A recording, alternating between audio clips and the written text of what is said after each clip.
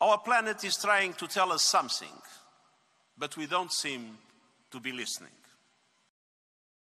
For the G7 and G20 summits, the United Nations General Assembly,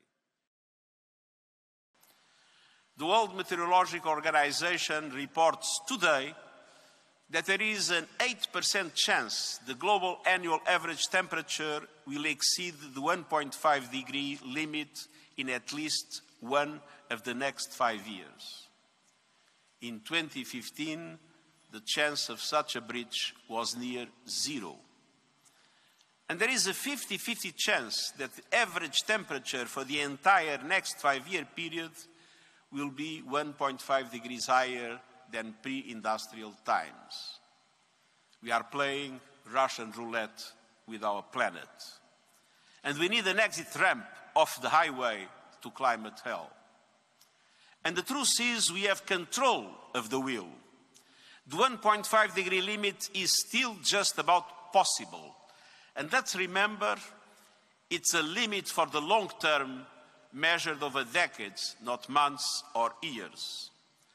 So stepping over the threshold, the 1.5, for a short time does not mean the long-term goal is shot. It means we need to fight harder now. The truth is the battle for 1.5 degrees will be won or lost in the 2020s under the watch of leaders today. The most vulnerable countries, indigenous peoples, women and girls. It's time to put an effective price on carbon and tax the windfall profits of fossil fuel companies. And COP29, we need maximum ambition. Climate finance is not a favor, it's a fundamental element to a livable future for all. Maximum acceleration, maximum cooperation. We must directly confront those in the fossil fuel industry who have shown relentless zeal for obstructing progress over decades. Billions of dollars have been thrown at distorting the truth, deceiving the public, and sowing doubt.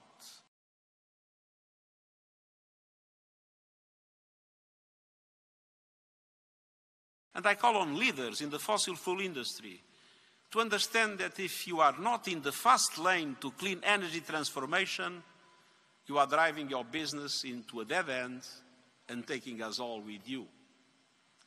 Last year, the oil and gas industry invested a measly 2.5% of its total capital spending on clean energy.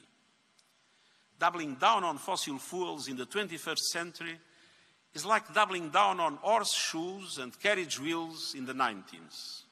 So, to fossil fuel executives, I say, your massive profits give you the chance to lead the energy transition.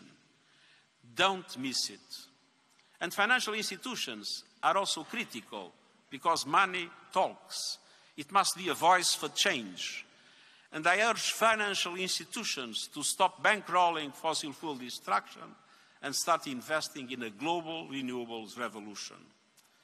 To present public, credible and detailed plans to transition from fossil fuels to clean energy with clear targets for 2025 and 2030.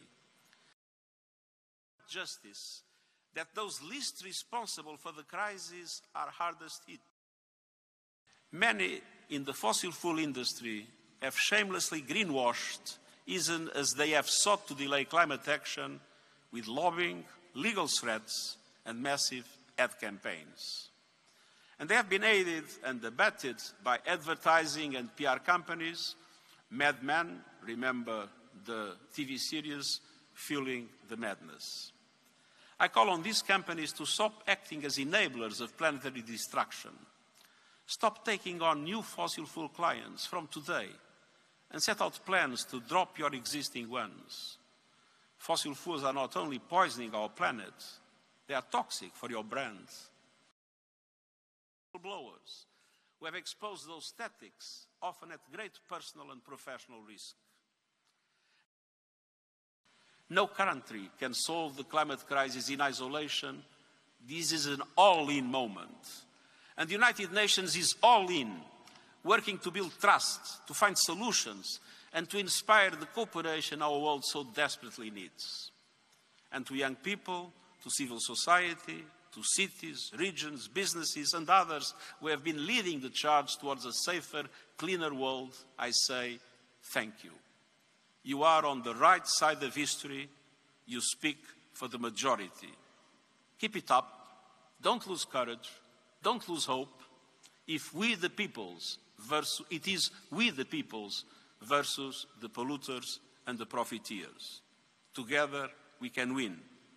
But it's time for leaders to decide whose side they're on. Tomorrow it will be too late. Now is the time to mobilize. Now is the time to act. Now is the time to deliver. This is our moment of truth, and I thank you.